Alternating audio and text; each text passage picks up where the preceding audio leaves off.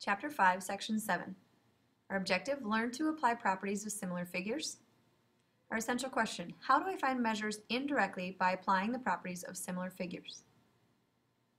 We're going to continue what we learned about similar figures and now put it into some application problems. Indirect measurement is our key vocabulary term today. Sometimes distances cannot be measured directly. One way to find such a distance is to use indirect measurement, a way of using similar figures and proportions to find a measure. So think of some examples of distances that cannot be measured. You can measure them, but it's not going to be something that you could go out with a ruler or yardstick or even a tape measure and actually physically do. Something like the distance between planets, the distance even from Minnesota to Florida. We can measure that. There's different tools, but it's not something that we could do directly with a tool in our hand as easily as we could measure a desk or measure our height. But we can use the properties of similar figures to help us find these different measurements. Triangles DEF and GHI are similar.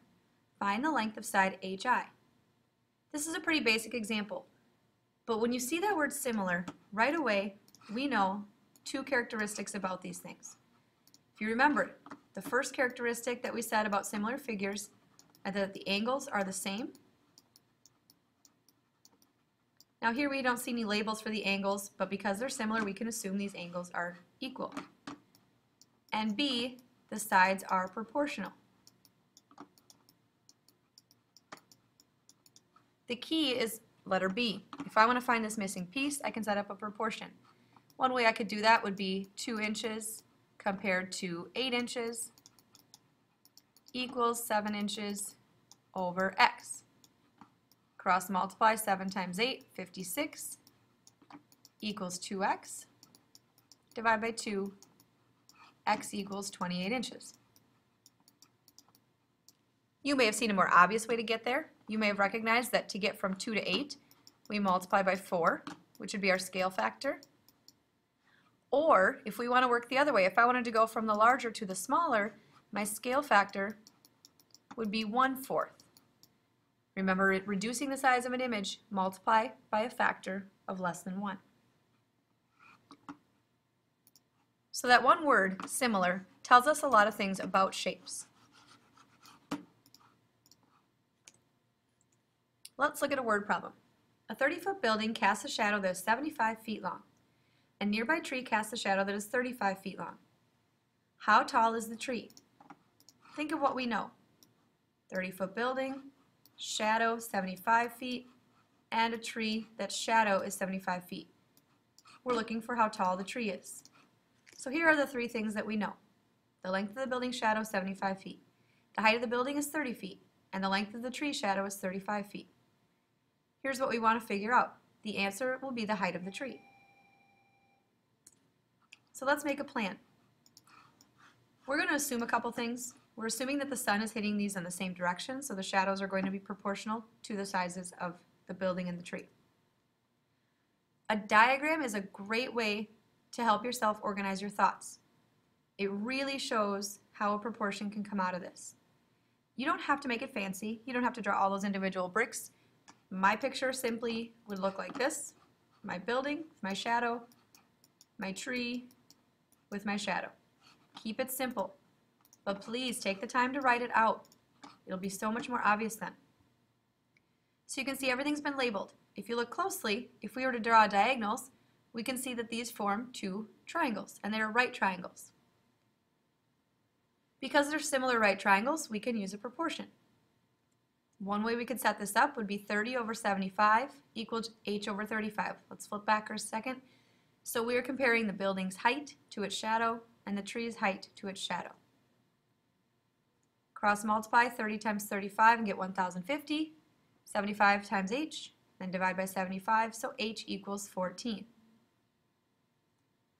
The height of the tree is 14 feet. Before you move on, use common sense. Check your answer. Does it make sense? Well, 75 divided by 30 equals 2.5. So the building shadow is 2.5 times its height. That means the tree's shadow should also be 2.5 times its height. 14 times 2.5 is 35.